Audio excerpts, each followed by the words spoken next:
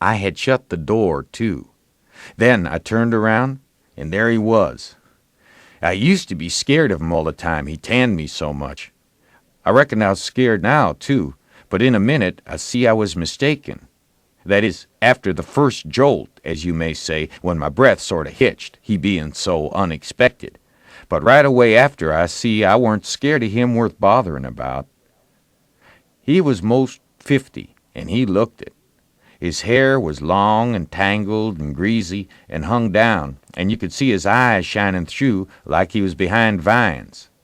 It was all black, no gray. So was his long mixed-up whiskers. There weren't no color in his face where his face showed. It was white, not like another man's white, but a white to make a body sick, a white to make a body's flesh crawl, a tree-toad white, a fish-belly white. As for his clothes, just rags, that was all. He had one ankle resting on t'other knee. The boot on that foot was busted, and two of his toes stuck through, and he worked them now and then. His hat was laying on the floor, an old black slouch with the top caved in, like a lid. I stood a-looking at him. He sat there a-looking at me, with his chair tilted back a little. I set the candle down. I noticed the window was up, so he had clumb in by the shed. He kept a-looking me all over. By and by, he says, "Starchy clothes. Very. You think you're a good deal of a big bug, don't you?" "Maybe I am, and maybe I ain't," I says. "Don't you give me none of your lip," says he. "You put on considerable many frills since I been away. I'll take you down a peg before I get done with you. You're educated, too, they say. Can read and write. You think you're better'n your father now, don't you, because he can't? I'll take it out of you. Who told you you might meddle with such highfalutin foolishness, eh? Who told you you could?" "The widow. She told me." "The widow, hey? And who told the widow she could put in her shovel about a thing that ain't none of her business?" "Nobody never told her." "Well, I'll learn her how to meddle. And looky here, you drop that school, you hear? I'll learn people to bring up a boy to put on airs over his own father and let on to be better'n what he is.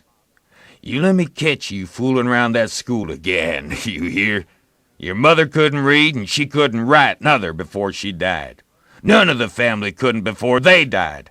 I can't, and here you're a-swelling yourself up like this. I ain't the man to stand it, you hear? Say, let me hear you read." I took up a book and begun something about General Washington and the wars. When I'd read about a half a minute, he fetched the book a whack with his hand and knocked it across the house. He says, "It's so. You can do it. I had my doubts when you told me. Now looky here. You stop that putting on frills. I won't have it. I'll lay for you, my smarty, and if I catch you about that school, I'll tan you good.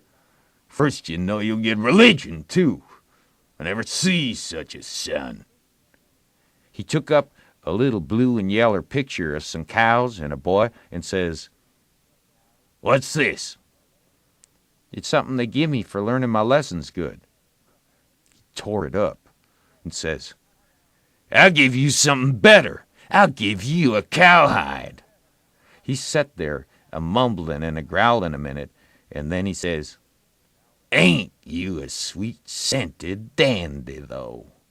A bed, and bedclothes, and a looking-glass, and a piece of carpet on the floor, and your own father got to sleep with the hogs in the tanyard. I never see such